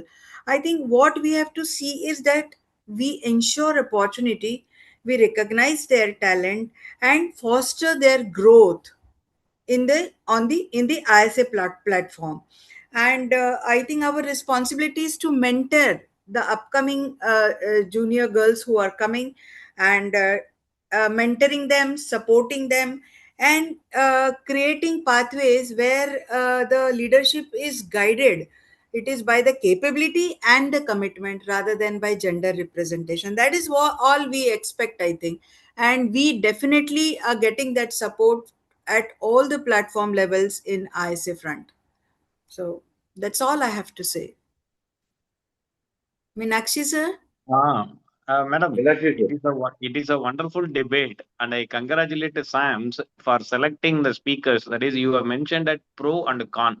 Actually, it is supportive and what is happening. But for a pro female, you have placed a male, and against you have placed a female. So that debate was interesting, and both of them have done very well. Very well. Dr. Subhangi madam, with the force, she has said, we don't want any reservation. But I was Thank you, against sir. that. We want reservation for males, because now the ISA platform is changing. So I want reservation for males, some amount to be reserved. And Dr. Milin sir clearly said, we have seen first obstetrics, second pediatrics, third pathology, and fourth is anesthesiology. It's completely bulldozer, eroded by the female team. Now 96% of anesthesiology postgraduates. Whenever I am going to address city branches, it is just like attending a ladies' college. So totally anesthesiologists are there. And see why the people are not coming. There is no gender bias. Actually, see, their first commitment is family. Their first commitment is family. That is the issue, because Sir has mentioned Nirmala Sitharaman. See, Draupadi Murmu is there, our President of India. The first citizen is Draupadi Murmu. But Nirmala Sitharaman is so popular because she is coming in the media. Our Prime Ministers, Indira Gandhi, even Pratibha Patil was president. So there is no issues at all. But in any election comes politics. Politics means there will be gossip. Females are not ready to face that gossips. So we have to change. Now we are educated sector, we are abolishing. So even in assembly elections, parliamentary elections, female representation is very less because they could not face the wrath from the thing. And there is no male dominance at all. And he said it is a AI problem. See, it is not a AI problem. I have this focusing the slides. I have conducted 104 meetings, webinars. We didn't have this each. Only twice that means natural intelligence has to go for rehearsal. The rehearsal we have to perform. So in democracy, anybody can contest. Nobody can block anybody's chance. So if they are willing, people are ready to support. Females have a specific problems because of family attachment. Then they have to travel everywhere. As a leader, they have to travel everywhere, and they have to attend the phone calls at odd hours. That is the problem. And whether we nurture or reserve or support, again I say, the leadership quality, the interest, it should come from within, not from without. See, first the student has to join anesthesiology, then only we can teach anesthesiology. First they have to come. The basic interest is to be there. So we will develop the people who have the interest rather than bringing him by force, because you can pull the horse to the water tank, but you cannot make the horse to drink the water. So it is not nurturing. First, people should come forward, then meritorious will win, and they will come. Already they have proved their worth. So as Anjali madam said, there is no point in debating that. They have proved their worth, especially Maharashtra. Thank But Thank you, you very sir. much, Meenakshi Sundaram sir, but sir I'm and not understanding that Anjali concept of representation for Anjali madam. males. That is going to happen, madam, because Okay. I think I am seeing that Maharashtra state society, because people are working. People are working. We should congratulate. Even I can say the woman force, the Nari Shakti, it is visible in Maharashtra, only state. I can boldly say it is the only state where it is visible. Keep Thank going. Thank you very much, Meenakshi Thank you, Sundaram sir. sir Thank and you, sir. More madam. Let's move to the next and last debate. The one more interesting topic. I request Dr. Kiran Zanve, ma'am, to start his. Yes. Avinash, they are going to address Start the her future people. They are going to address the future people, or they are going to say their experience. Hello, now Navin,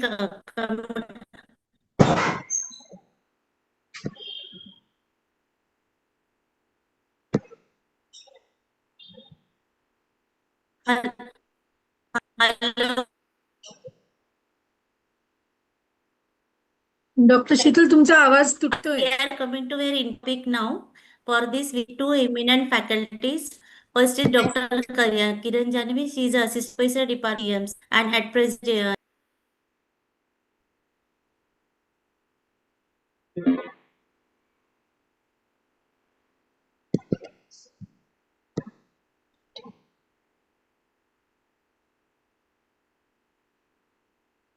Hello.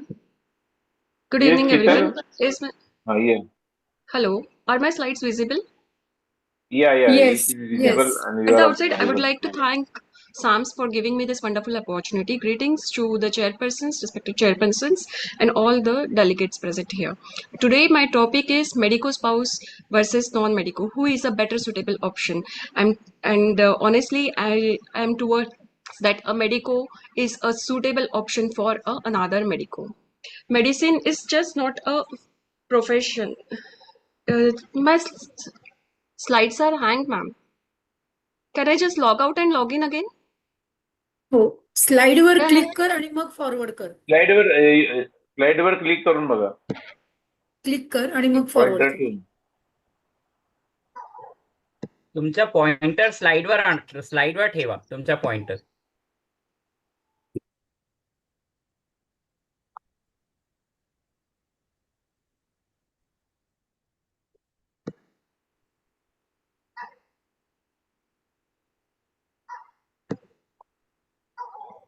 Full screen कर. Medicine, yeah. Medicine is just not a profession. It is a lifestyle. We often spend sleepless nights, long duty hours, there are emotional highs and lows, responsibility for a human life, and there is always a constant fear. In such a demanding profession, the best partner is someone who truly understands and respects the ethos of it, is only the another doctor. Even today, 70% of the female doctors prefers a doctor to be married. Marriage are just made in heaven, but today we are not talking about the possibility, we are talking about the suitability. So understanding the work life balance, emotional and psychological support, along with intellectual compatibility, along with the financial stability, and how it impacts on our children. There is a shared lexicon. It is a different kind of understanding. We share a different kind of language when we are together. As medicine is not a stable branch, always there it is a dynamic branch. Emergency do not follow your schedule. Surgeries definitely don't end on time. So if you're very late, if you're expecting somebody at 7 o'clock, if your spouse is expecting you at 7 o'clock, and if you're turning up at 12 o'clock in the midnight, you don't have to explain the things. The first thing a medico will ask whether the patient is stable, and that means a lot of mutual understanding in between. Even a stable patient can be a disaster overnight. So our communication is a shorthand. We just don't have to keep explaining, and definitely there is an inner self-respect, built-in self-respect with each other. One of the study found that medico couples report a higher marriage satisfaction. There is a work-life balance. Even the British Journal of Medicine has proved that there is a better work-life balance amongst the medicos, because when both the partner understand the stakes of code blue, there is a zero guilt involved in the professional priorities, and they are strong support system for each other.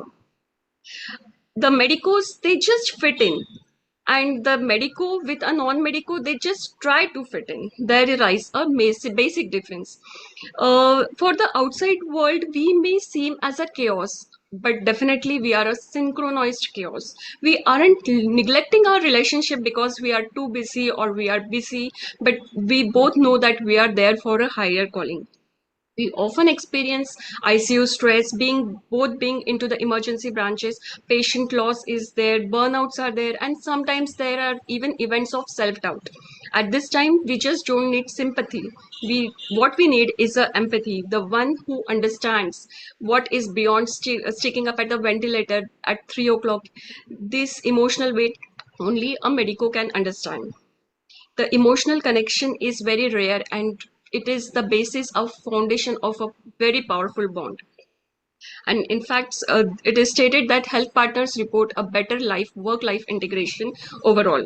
It is not like that ki the medico and a non-medico spouse don't have a successful marriage. Even medico fights with a medico. There is always a ride going on. There is always the roller coaster ride going on. We also have our backlogs, we also have our hardships, but eventually what is the inner bonding is we understand each other. People may judge that there is ego problem, there can be a competition because both are doctor, who is earning more, there can be multiple misunderstanding, but we are a multidisciplinary team, and we uplift and we try to uplift each other.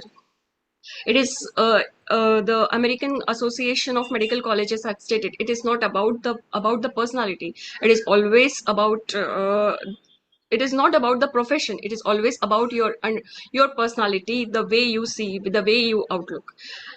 In every marriage there is a sacrifice, but the symmetry of sacrifice in medico, it is guilt free. It is waiving of the burden of proof. You don't have to prove every time where you were, what kind of patients you are dealing with. The non-medico spouse may sometimes tolerate it, but a medico spouse will definitely validate it. What my parents think I do, what the society will always think that they are just making money. But if we are going through a burnout, only a medico spouse will eventually understand what we go through. So there is a no judgment zone in between us. We normalize the abnormal together. Also, we go to a similar kind of education, we go to a similar kind of training, discipline is there, similar kind of life goals are there. There is a financial stability, so it helps to enhance our professional stability as well. If the medicos marry a medico in their UG or in their internship or in their post graduation, they may help each other into their exams, their NEET or super specialty exams, which will eventually grow them professionally and personally as well. We are not just life partners, we are professional partners together. Every medico dreams of building a hospital, whether large, whether small. But if I would have married a non-medico, I may have to censor my things because handling a hospital alone is very difficult nowadays. With medico, I can be 100% of myself. If there is too much of similarity between us, you can say there is a wide array of doctors, there are a wide array of multi-specialties, different specialties, so there is much more to talk on difference, and there are very much variety in us. We also have a mini trauma center in our kitchen drawers, and medicos love they just don't love emotionally. It is a clinically proven love and care for them. Medico spouses are faster at identifying medical emergencies. Coming to the most emotional topic, the children. People often say that we neglect our children because of our busy time schedule. But being busy doesn't mean that we are being absent. We are always available. We have a different emotional connect with our children because they know what their parents are doing. They are doing service towards the humanity. And what they are growing up seeing, discipline, hard work and empathy, which are themselves powerful life value. And they see we are building a fortress like stability in this chaotic world. We don't have just a monotonous life socially. We just don't live into our medical bubble. We take our holidays, we engage into the IMA activities, ISA activity. My husband is a pediatrician. He often engages into the conferences. There are kitties. Hello. Can someone mute? Hello. Dr. Deepak, can you? Dr. Deepak Gayal, can you mute? We have our own cultural gatherings, we engage in sports, various kinds of activity are going on. When both are doctors, we have a bigger social circle in in 2-tier or 3-tier cities like us. We need a co-conspirator. They say that opposite attracts, but I say that similarities endure. A non-medico spouse may offer a breath of fresh air, but a medico spouse offers the oxygen mask which is indeed needed at the times of resuscitation, emotional resuscitations of ourselves. A medico spouse isn't just a partner, they are a medical ally, a friend, and a confidant. We can share many confidential things with them. And sometimes we just don't need somebody to ask, how was your day? If I say I am fine, may mean I may have lost a patient. I'll be 10 minutes late, may seems like see you in 3 hours, which only a medico husband can understand or a medico spouse can understand. Even ordering a pizza may can be a solution to vent out your burnouts. We just don't share a bed, we share a calling, like we are two soldiers sharing a trench. We understand those stains on scrub. A medico spouse loves you. A non-medico spouse loves you despite of your job, but a medico spouse loves you because they truly know what it takes to do it. A medico marriage is built on a cognitive alignment, strengthened by a situational empathy, sustained by compatibility, and which is time tested. What another example I can give of Padma Shri respected Dr. Babasaheb Amte and Dr. Mandakini Amte, if they wouldn't have married each other, then they wouldn't have built an entire empire of Lok Biradari Prakalpa. Another example we recently have visited is Search by respected Padma Shri Dr. Abhay Bang and Dr. Rani Bang. They treat like 1.5 lakhs patient annually because they are Very there for sorry, each other. time They is are up. the okay, sir. And because at the end of the shift, when stethoscope comes off, the only person who truly understands the weight of the day is the one who carries the same weight on their others. I raised my case here. Thank you so much, everyone, for your patient listening. Thank you very much, Dr. Kiran. Am I audible now? Yes, you are Yes, audible. yes, yes, Yes. yes, yes. Please So continue. now I request Dr. Anjana Vazekar. She is the honorary secretary at present of at Navi Mumbai, and she is also professor at Tata Memorial Homi Bhabha Institute of Critical Care. So welcome, ma'am. Thank you so much, madam. Is my slide visible? Yes, ma'am. Yes, very well. Yes, yes. First of all, I want to begin by commending my colleague on such an emotional pitch. But my talk will be slightly different. I will be taking you more through a humorous journey rather than the emotional pitch that she delivered. So I have modified my title to Marrying Outside the Medicine, a Survival Strategy. A question arises, should doctors really marry doctors? While the idea of two stethoscopes hanging in the same house sounds academically appealing, there exists a far more powerful and often underappreciated life partner, the non-medico spouse. Why, you say? The non-medico spouse provides something doctors desperately lack, a functioning connection to the real world. Doctors often live in parallel universe where time is measured in post-call hours, food is eaten standing at a nursing station, or conversations involve things like lactate levels and creatinine clearance. A non-medico spouse gently reminds the doctor that outside the hospital exists normal human topics such as movies, travel, and weather. Secondly, the non-medical spouse also performs an essential psychological function, preventing the house from turning into a medical convention. When two doctors live together, dinner conversations may start as, "This dal looks just like a pleural fluid I aspirated today." A non-medico spouse, however, with admirable courage can just say, "Please stop discussing bodily fluids while we are having dinner." Or dinner discussions can quickly deteriorate to case presentations. One starts with, "I have an interesting myocarditis case today." And before long, the partners are debating upon the treatment protocols while the dal quietly gets cold. Another advantage is the absence of unsolicited second opinions. Two doctors in a household can inevitably lead to sentences such as, "Why did you order that test?" or "I would have managed the patient differently." With a non-medico spouse, the doctor enjoys the rare luxury of being an unquestioned expert, at least until the spouse consults Google. Kids of two doctors don't grow up speaking English. They grow up speaking clinical language with an attitude. Mom, I have trauma to my right knee with some mild bleeding. Or, Mom, I have acute hypoglycemia. Need some urgent cookie therapy, is it possible? But the real fun begins during the arguments. Oh, Dad is clearly suffering from chronic lecture syndrome, to which Dad replies, and your son is presenting with acute homework deficiency disorder, which needs some immediate intervention. These kids don't grow up playing chore police. They instead play doctor-patient, casually using stethoscopes, gloves, and syringes lying around as their play materials. The non-medico spouse also plays a crucial role in protecting doctors from their own professional habits.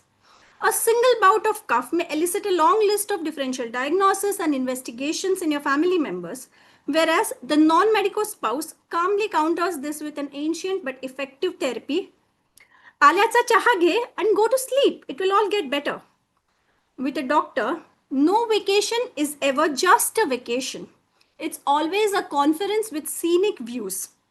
You plan beaches and sunsets. They plan CMEs and lecture halls. You pack new clothes. They pack presentation slides and laser pointers. And somehow, between just one session and quick networking, your holiday quietly transforms into a fully accredited academic event. One doctor in the family is enough to ruin any medical drama on TV. Now imagine two. They don't watch shows. They critique them. You can hear, oh, that's not how intubation works, or that ECG is simply impossible. The patient should actually be dead. And here you cannot diagnose a pregnancy by measuring the pulse. We may be experts in managing patients with multiple organ disorder, but the real life-saving questions at home are, who will file the taxes, interpret the bank statements, or understand insurance policy documents? That's where the non-medico spouse steps in, quietly running the actual critical care unit of life, while the doctor is still trying to reset the net banking password for the third time. If a doctor marries early, like in UG, be prepared for a long phase of lambi judai, a prolonged separation along the academic path. What starts as a marriage soon turns into a long-distance relationship powered by phone calls, duty schedules, and the occasional "I'll call you after" rounds. But a marriage to a non-medico brings with it certain advantages, especially earlier financial stability, as well as a flexibility in family planning. As one partner navigates the long academic journey, the family planning component in every sense of the term becomes flexible, whether it is buying a house or a car or the actual family planning. Having a non-medico partner brings a smoother decision making, and it also makes the transition, if you want to go abroad or settle in a foreign country, much less complicated. We may be experts if both, as my colleague said, if both spouses choose to run one hospital, the problem just doesn't double, it actually quadruples. They are essentially on call 24/7, and whatever little quality time they get quickly turns into a mini board meeting, discussing patient cases, staff duty rosters, OT scheduling, billing issues, and hospital admin. Date nights become case reviews, dinner conversations become audit meetings, and romance gets replaced by, did you check the ICU census today? At some point, they don't need a couple's vacation. They need a non-clinical zone with zero Wi-Fi and no hospital talk allowed. Perhaps the most significant contribution of the non-medico spouse is their remarkable tolerance for the strange lifestyle of doctors. They patiently accept late dinners, cancelled plans, sudden emergency calls, and the mysterious concept of just 10 more minutes at the hospital, which in medical time can mean anything from 45 minutes to the next sunrise. And it's not just anecdotal evidence I'm quoting, but we actually have some literature how physicians and the non-physician professional spouses navigate, or another, the medical marriage, a national survey of US physicians, where they mention that despite ranking, it's a survey, overall satisfaction with physician partners, I'm assuming they don't have experience with non-medicos, but they did report that the physician partners frequently came home irritable, too tired to engage in home activities, or preoccupied with work.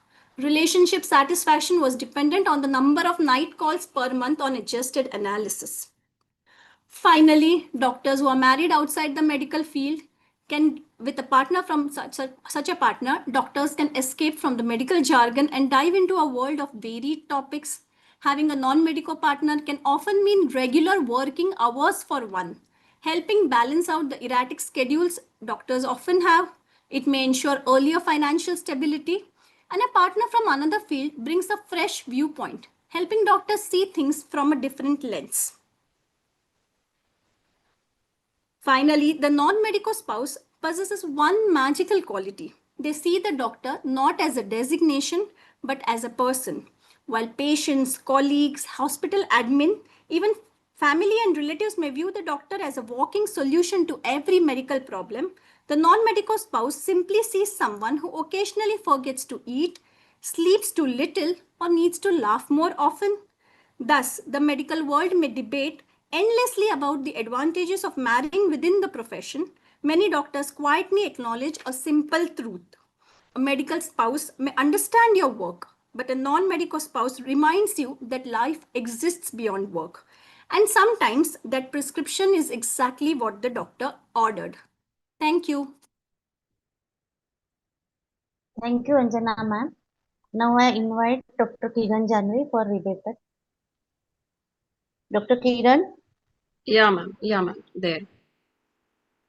Yeah. Anshana ma'am, I truly enjoyed your talk. It was very funny. But if this have been like 22 decades ago, then I would have quite agreed to this, because earlier those doctors were like that, sharing a boring life together. But I am into 15 years of marriage, but I don't remember that we have ever spoken like compared a dal to a plural fluid. And most of the medical couple might have might agree to me as well. And we often share our interest, our hobbies. There is so much out of the world things to do. And in the conferences also, our conferences are like holidays. Our holidays are definitely like holidays, but our conferences, we make it as a holidays so that we can spend the time. And basically sharing your stress do not multiply, it divides. It definitely divides. And children, my daughter is 13 years old, and it is up to her which branch to pick up, and she has never spoken except for the bones. She don't rather know, because we don't discuss things. Our home is not just our extended hospital ward. Our home is a home where we are two individuals like a normal human beings. We don't discuss medicine because his branch is different, my branch is different. Yeah, but whenever he needs, there is a higher calling, we are always there to support, and we actually understand. Basically, for a non-medico, in fact, what you say, the work-life balance, we don't know what a non-medico might be. Non-medico spouse might having his or his branch is there, which kind of work he do, because he should always be available like that. And there is always the outer world always sees us as a different person. When the society, what society perceives to look after the two doctors, it is completely different. A medico and non-medico itself creates a somewhat misjudging or misunderstanding by the society. And there are so many things like long distance relationship, which you had said, because it is just for few years, like say 5 years, 7 years, 10 years. But what they are building a future financial stability. They are building their own future. And definitely, and what you say, ki one has to compromise, one has to, if your spouse is non-medical spouse going to settle abroad, the medico spouse have to completely compromise her life, her or his life, whosoever non-medico spouse wants to shift abroad. So there is a compromise in your branch, which there might be opportunity, but same, you have to go through all the PLAB, all the USMLE things, which country depends on which country to shift. So it is like thank you very much, Kiran ma'am. It is like a basic understanding and Now, Dr. depends upon the Anjana. personality. My talk is over. Dr. As I Anjana. said, that's an excellent emotional pitch, and that's a good anecdote. There is one thing I just want to point out. I saw in the chat that Dr. Girija Yadav has written, medico or non-medico, an understanding spouse matters the most. Yeah, And definitely. I tell you let me speak. I tell you from my personal experience and my colleagues' experience that this is the most important takeaway from this, an understanding spouse, whether a medico or a non-medico. There are two sides to every coin, like you suggested. If they want to go abroad, the doctor before marrying knows what they are getting into. So it's not something, but if two doctors taking that step, it's impossible.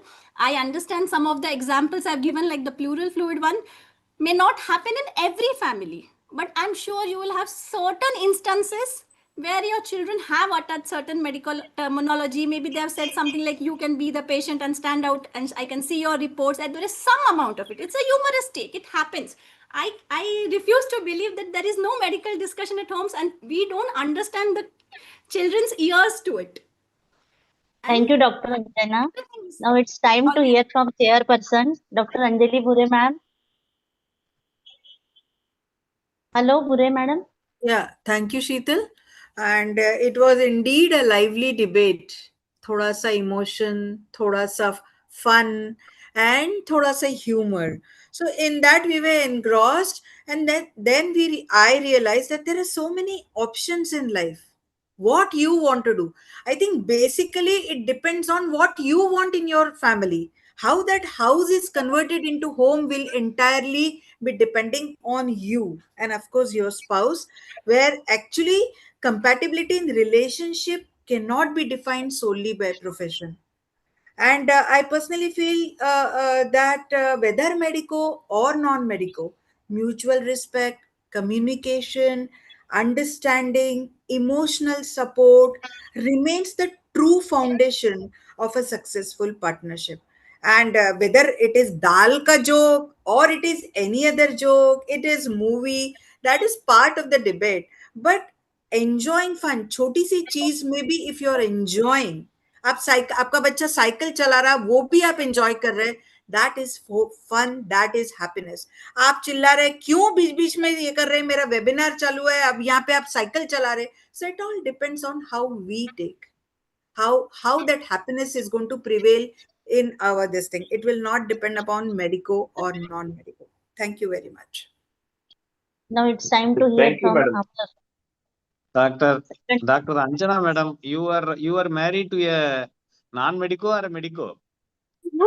No, that is a disclaimer I have to make, sir. I am No, actually I am married to a asking. medico out of No, love marriage. because I want to know whether you are talking from your personal experience or by understanding. That's what I wanted to know. See, Sir, actually, my life is over, or else I would have taken clue from both of your viewpoints, and I can select what I can do. But already there was no debate like this. But you have done wonderfully well. I will tell you why you have done wonderfully well.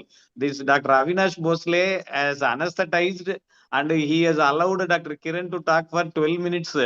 Then even for rebuttal, he was given 3 minutes. So he's not bothered about the timing. Both of you have done very well. But now I think doctors are forced, mainly the lady doctors are forced to marry a doctor. Same way that's otherwise around also, because when I was doing my MBBS, everybody, mainly the big shots with a bag filled with money, gunny bags, they were searching for a doctor groom. But now it is not like that, because every year 20,000 doctors are coming. So there is no other way, they have to go. And see, better work-life balance depends on understanding only. That's what Dr. Anjali madam said very clearly. And you said, why you are late? Only non-medical spouse will ask. No, medical spouse can also ask. It depends upon the individuality. That is the reason why we say, see, profession is different. Your individual character is different. And Kiran said the marrying a medico, I think she has said that will increase your income. So it is second source of income. Already there was a debate.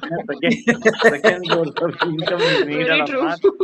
So you need not go for any second source. Marry another doctor.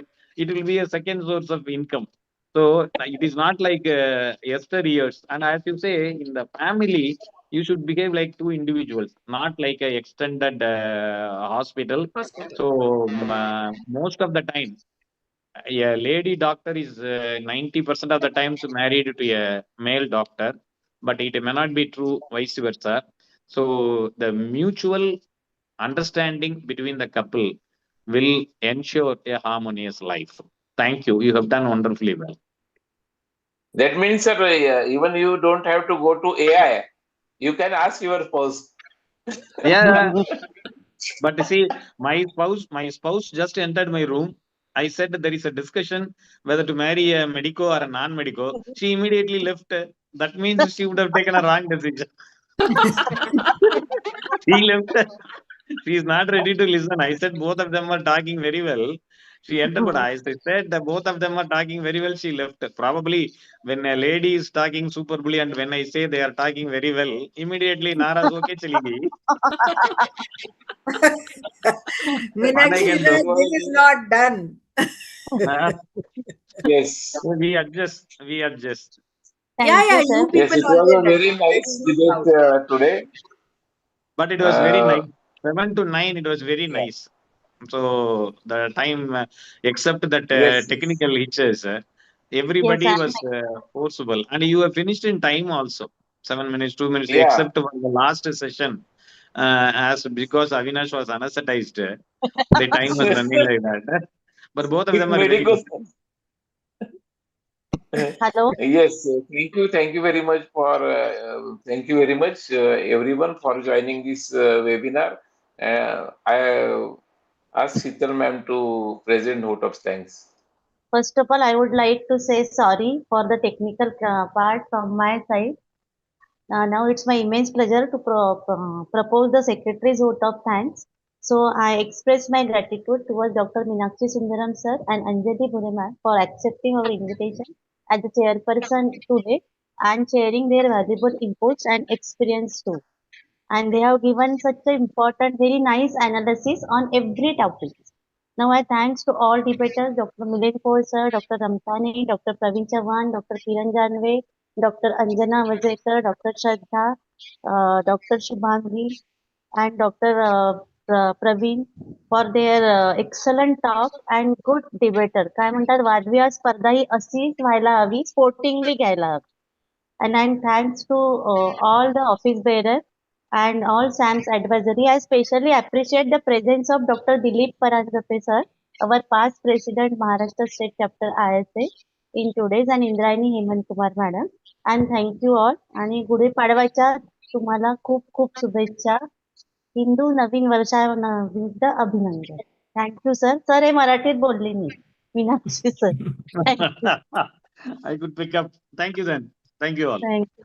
Thank you. Thank you very much.